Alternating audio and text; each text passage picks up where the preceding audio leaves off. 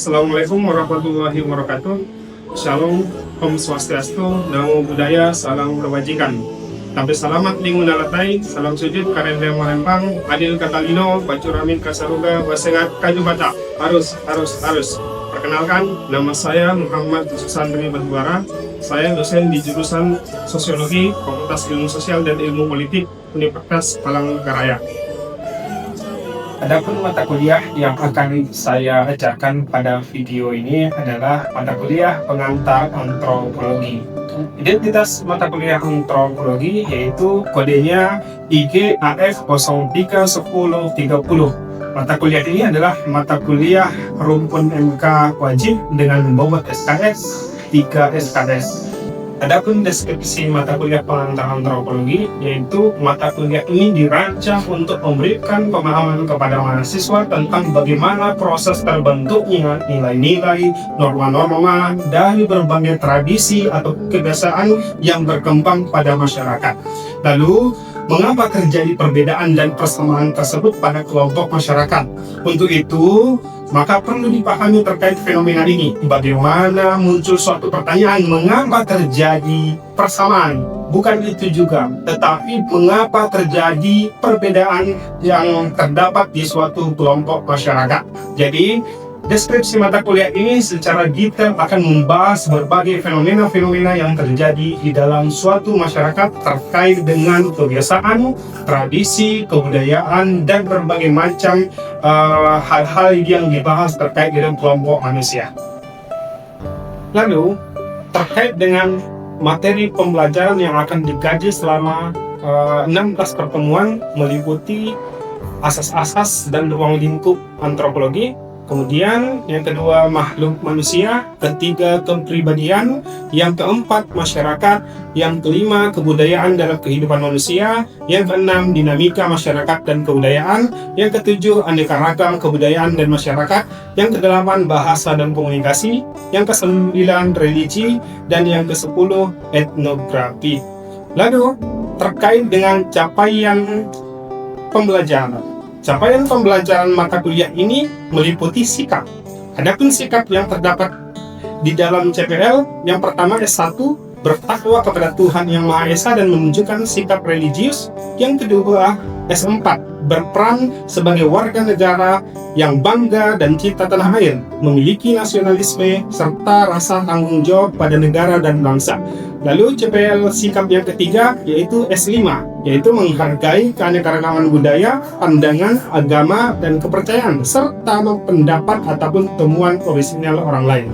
Lalu berkaitan dengan CPL pengetahuan, meliputi P1, mengidentifikasi, memformulasi, mengkonstruksi penyelesaian masalah-masalah sosial yang terjadi berdasarkan pendekatan problem solving dengan berbasis riset ilmiah. Lalu kedua, menghasilkan lulusan kreatif dan inovatif dalam mendorong perubahan pada tingkat masyarakat, daerah, dan nasional. Lalu keterampilan umum, meliputi KU1, mampu menerapkan pemikiran logis, kritis, sistematik, dan inovatif dalam konteks pengembangan dan implementasi ilmu pengetahuan dan teknologi yang memperhatikan dan menerapkan nilai humaniora yang sesuai dengan bidang keahliannya. Lalu KU5, mampu mengambil keputusan secara tepat dalam konteks penjelasan masalah di bidang keahliannya berdasarkan hasil analisis informasi dan data. Lalu keterampilan khususnya meliputi KK1, yaitu mahasiswa mampu mendorong kebijakan sosial dan budaya masyarakat yang transformatif dan berbasis gender.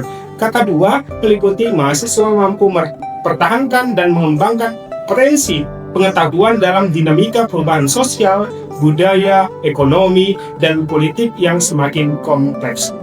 Lalu capaian pembelajaran mata kuliah ataupun CPMK meliputi CPMK 1, memahami ruang lingkup antropologis sebagai bagian disiplin ilmu sosial serta pemahaman terhadap manusia dan kepribadiannya. Yang kedua, CPMK 2, menganalisis dinamika kehidupan manusia dalam masyarakat dengan berbagai kebudayaannya. CPMK 3 menunjukkan berbagai aneka ragam kebudayaan, bahasa, komunikasi, religi dalam masyarakat.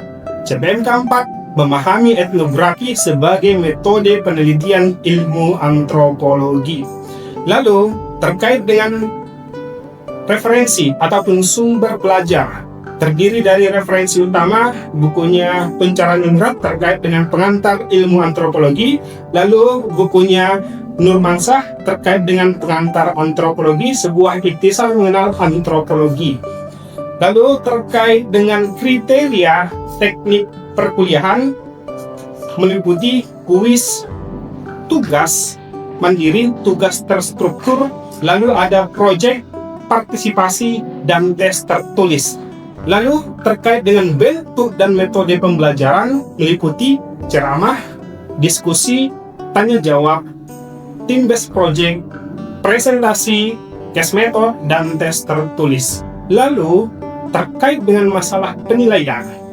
Penilaian meliputi aktivitas partisipatif, yang kedua hasil proyek, yang ketiga penugasan mandiri dan terstruktur, yang keempat kuis, yang kelima UTS, dan yang keenam UAS dengan bobot penilaian 100%.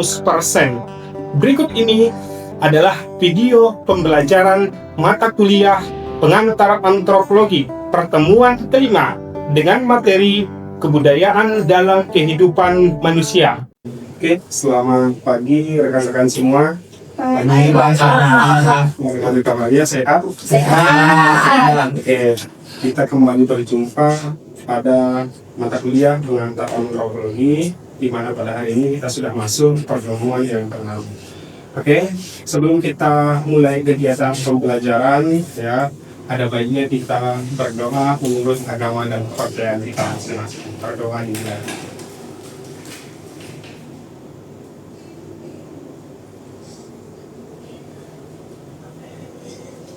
Berdoa selesai. Oke, teman-teman semua, pada hari ini kita dalam perkuliahan, tapi sebelum kita masuk ke pembahasan materi, kita absensi dulu. Ada nggak yang kira-kira yang nggak hadir? Kompi? Ada Pak, satu. Siapa? Ebrian. Dia ingatkan dia, ya. Kalau saya lihat di catatan selisihnya itu dia sudah 2 kali tidak hadir, ya. Oh, iya. Ingat itu batas ketidakhadiran cuma sampai 3 kali. Kan nanti lebih dari 3 kali maka dia tidak bisa ikut puas, ya. Oke, teman-teman semua. Hari ini kita akan membahas materi terkait dengan kebudayaan dalam kehidupan manusia. Materi sebelumnya kita sudah membahas terkait dengan masyarakat dalam kehidupan manusia. Kira-kira ada nggak yang bisa mengulas kembali, memberikan kembali pernyataan terkait dengan materi kita sebelumnya? Ada yang memberikan masukan? Ada yang memberikan tanggapan terkait dengan materi kita sebelumnya? Silakan tunjukkan. Ya, silakan. Rizky. Untuk materi minggu lalu itu kita belajar tentang manusia dan kebudayaan, Pak. Jadi manusia dan kebudayaan ini menjadi 2 hal yang saling berkaitan erat satu sama lainnya dan sudah berkaitan erat dari awal ketika manusia tersebut lahir dan lahir. Oke, itu terkait dengan masalah kebudayaan pada hari ini. Tapi ketika kita bicara terkait dengan materi kita masyarakat, ya, masyarakat dalam kehidupan manusia, ada lagi yang bisa memberikan masukan? Oke, silakan, kalian minta. Menurut saya Pak, masyarakat dan kebudayaan itu saling bersama di satu wilayah dan menjalin interaksi sosial secara terus-menerus dalam jangka waktu yang lama serta memiliki kebudayaan yang sama sebagai pedoman bersama. Oke, terima kasih, ya. Jadi kemarin sudah jelas kita paparkan terkait dengan materi masyarakat, termasuk di dalamnya itu apa unsur-unsurnya dan yang lainnya. Tapi keterkaitannya dengan materi kita hari ini adalah kebudayaan. Di mana kebudayaan itu hadir dari siapa? Dari manusia. Kemudian dari manusia ini ada kelompok, ya, yang namanya kelompok masyarakat, atau kalau dalam konteks dalam antropologi kita sering sebut dengan yang namanya kelompoknya itu suku bangsa. Dari suku bangsa ini akan melahirkan kebudayaan yang berbeda. Oke, sekarang saya jelaskan terkait sedikit materi kita, tapi sebelum kita masuk ke materi perlu kita ingat kembali capaian pembelajaran. Capaian pembelajaran kita meliputi sikap, ya, S1, ya, kemudian S4, S5, kemudian berkaitan dengan pengetahuan, keterampilan umum, keterampilan khusus ini perlu tetap kita ingat karena itu yang menjadi capaian kita di dalam pembelajaran mata kuliah pengantar antropologi. Ya, lalu apa capaian pembelajaran mata kuliah dalam konteks CPMK? Di sini sudah dijelaskan pada pertemuan pertama. Ya, jadi tetap ingat kembali, dilihat-lihat kembali rencana pembelajaran semester kita. Kemudian teman-teman semua, hari ini kita akan langsung membahas terkait dengan menjelaskan masyarakat dan kebudayaan dalam kehidupan manusia. Tapi konteks fokus materi kita adalah terkait dengan masalah kebudayaan. Oke, ada pun kompetensi umum kita. Ini, ya, yang pertama, mahasiswa dapat menjelaskan pengertian ya konsep terkait dengan kebudayaan dalam kehidupan manusia. Capaian khususnya ya, yang paling utama adalah konsep dan pengertian budaya. Kemudian yang kedua terkait dengan wujud kebudayaan. Terus yang ketiga, mahasiswa dapat memahami dan menjelaskan terkait dengan unsur-unsur kebudayaan. Itulah capaian yang harus kita dapatkan di dalam materi ini. Oke, ini referensi kita. Lalu kita mulai untuk melihat video terlebih dahulu. Ya, silahkan disimak video ini.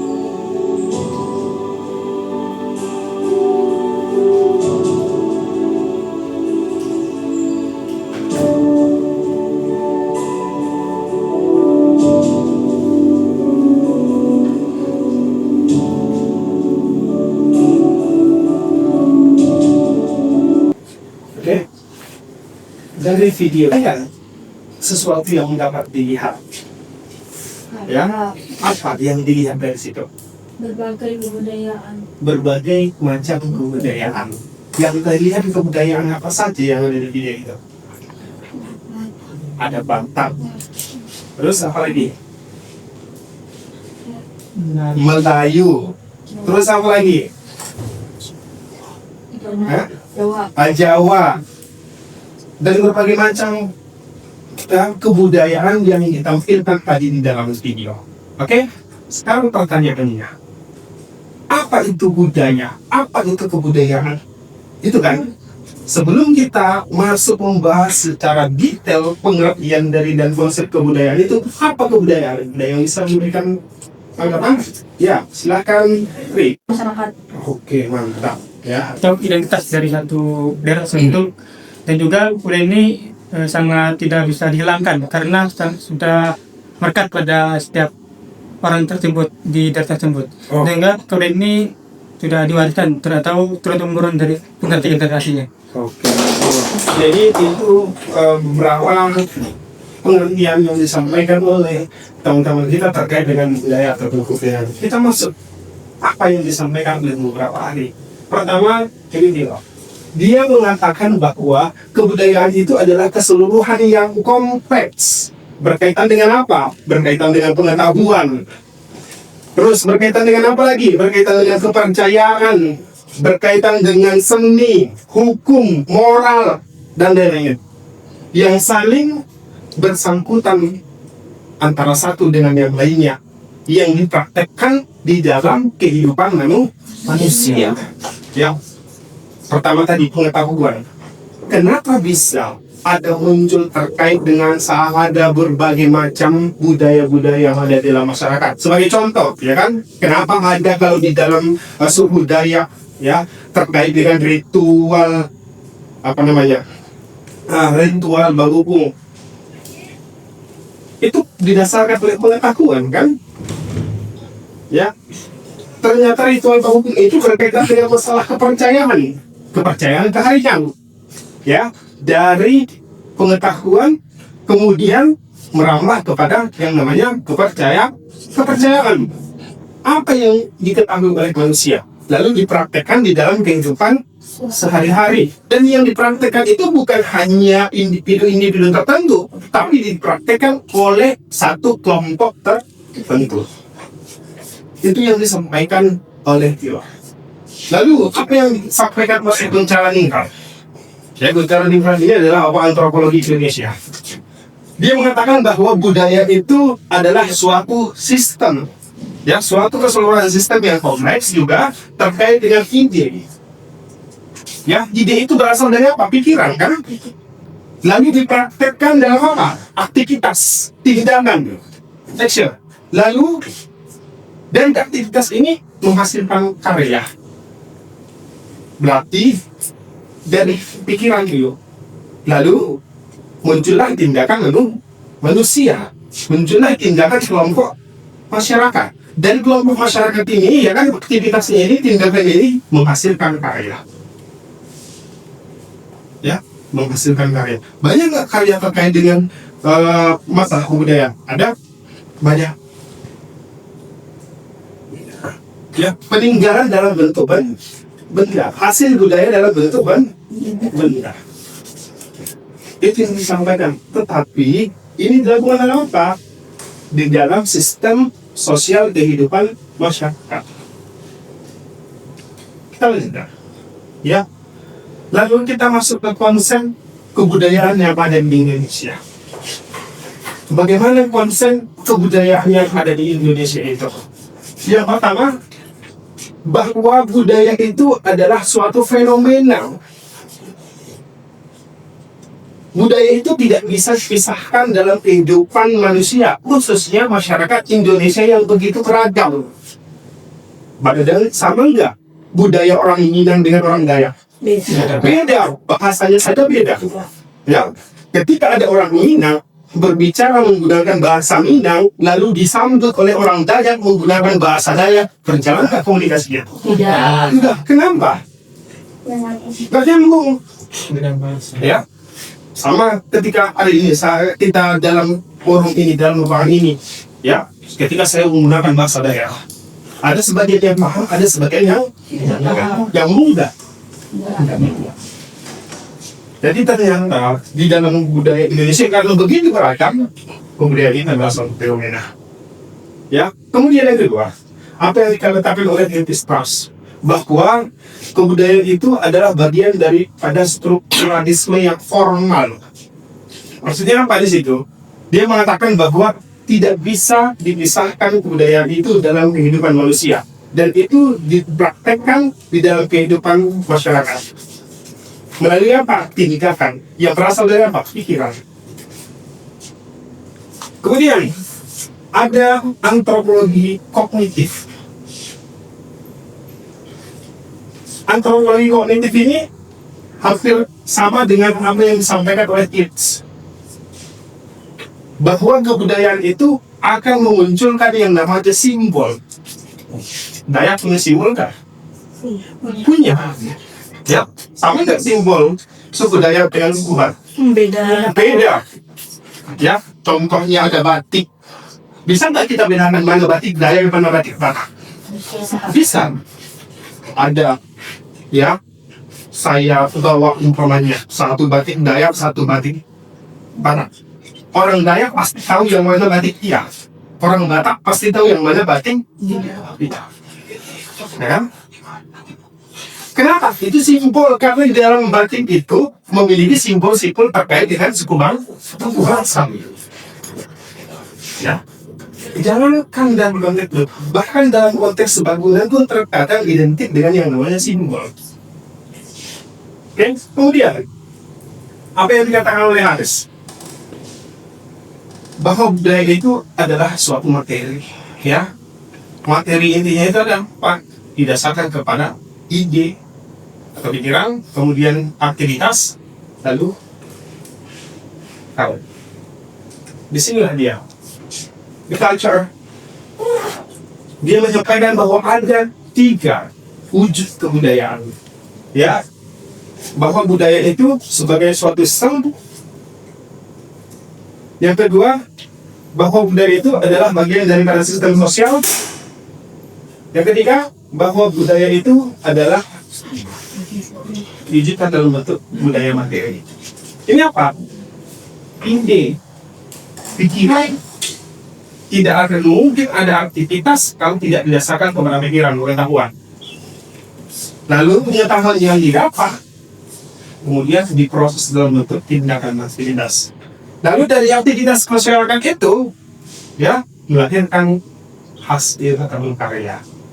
Ya, ketika kita masuk museum banyak peninggalan, tapi jangan masuk museum sejarah, tapi masuk ke museum kebudayaan.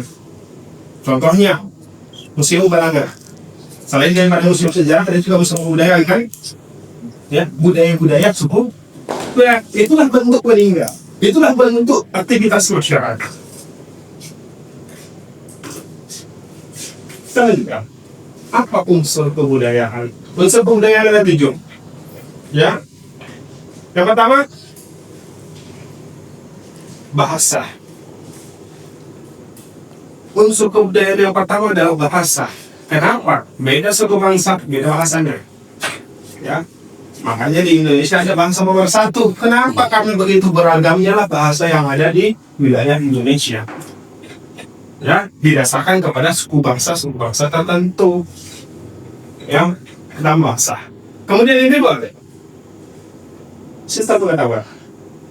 Setiap masyarakat dan kelompok masyarakat berbeda-beda pengetahuannya.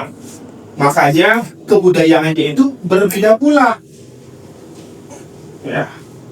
Pengetahuan orang yang tinggal di pesisir pantai berbeda pengetahuan orang yang tinggal di dalam hutan dan pegunungan. Berbeda pula pengetahuan orang yang tinggal di daerah kita seperti daerah kampung. Kenapa bisa berbeda? Karena alamnya berbeda. Alamnya berbeda.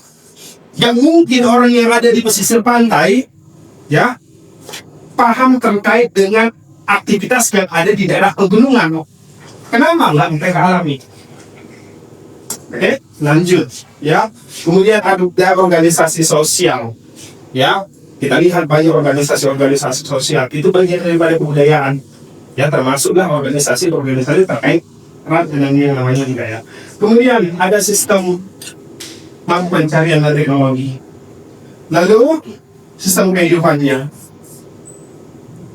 Kemudian agamanya. Kemudian seninya. Inilah dia unsur kebudayaan itu. Ya, bahkan kalau kita lihat dalam konteks religi kepercayaan, sekarang aja yang hampir umum kepercayaan, ya kan? Yang maksudnya umum itu, ya kan? Kalau di Indonesia cuma 6 yang diakui kan? Tapi kalau kita masuk kepada kepercayaan yang dulu dianggap oleh nenek moyang kita, pasti setiap suku bangsa berbeda kepercayaannya. Ya. Contohnya, ya, ada sampai sekarang yang kita lihat kepercayaan yang dulu, ya, dianggap oleh nenek moyang kita sampai sekarang tetap ada. Oke, ya. Oke, kita lanjutkan. Kesimpulan. Ya, yang pertama bahwa budaya itu berasal dari ide, aktivitas, dan karya. Kemudian unsur kebudayaan itu terdiri dari bahasa hingga agama seni. Oke, ada yang mau ditanyakan? Silahkan kalau ada yang mau bertanya. Ya, silakan. Ya, Kang, tidak dapat disahkan dari Budaya di tengah banyaknya goncangan globalisasi, banyaknya goncangan yang namanya akulturasi, bahkan masuk ke dalam konteks simulasi kebudayaan. Yang paling penting adalah, ya, kita harus kalau dalam konteks itu, kita kalau di dalam konteks Undang-Undang Dasar 1945 ada yang namanya kebudayaan di pasal 32, di mana di dalam pasal itu dijelaskan tentang pentingnya tetap mewujudkan dan melestarikan, mengembangkan seluruh kebudayaan yang terdapat di wilayah Indonesia. Jadi cara pentingnya apa? Kita harus mengingat dari mana asal kita. Ya, ya. sebelum kita masuk menjadi manusia yang modern, ya, manusia yang global, yang sudah tersentuh dengan yang namanya perkembangan teknologi, kita harus ingat dari mana asal kita. Bahwa negara kita adalah negara yang menjunjung tinggi terkait dengan masalah kebudayaan. Ya, maka itu penting bahwa budaya itu adalah bagian daripada kekayaan Indonesia. Budaya itu adalah identitas kita dan identitas kelompok kita, maka tetap kita harus tetap lestarikan. Itu sih jawabannya. Oke? Ada lagi? Cukup? Oke. Nah, cukup kali ya? Oke, baik. Para teman-teman semua, tugas. Ya, ini tugas. Nanti melalui komti, ya, bentuk kelompok. Oke? Bentuk kelompok mungkin sekitar 4 kelompok. Ya, komti? Ya. Lalu tugasnya apa? Ini berkaitan dengan project. Ya, project based learning. Tugasnya mengidentifikasi ragam kebudayaan dalam kehidupan masyarakat di Palangkaraya. Identifikasi ragam kebudayaan yang terdapat di wilayah Palangkaraya. Berarti berdasarkan suku bangsa yang ada di wilayah Palangkaraya. Oke, identifikasi. Lalu,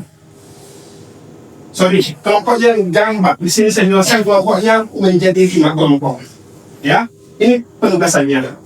Apa aspek yang dinilai? Tahapan persiapan, tahapan pelaksanaan, tahapan pelaporan.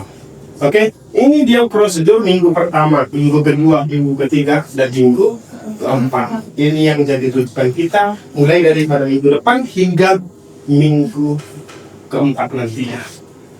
Oke, mungkin itu saja yang bisa kita bahas pada hari ini.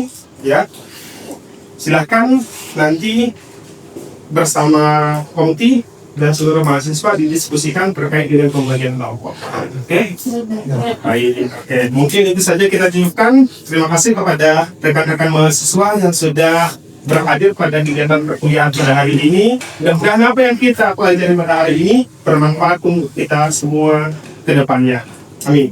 Oke, mungkin itu saja kita tutup perkuliahan kita. Selamat pagi. Demikian video pengajaran yang telah saya buat. Video ini diperuntukkan untuk salah satu aspek penilaian dalam sertifikasi dosen PDD UKTPT, ya. Mudah-mudahan video ini bermanfaat untuk kita semua. Salam hormat.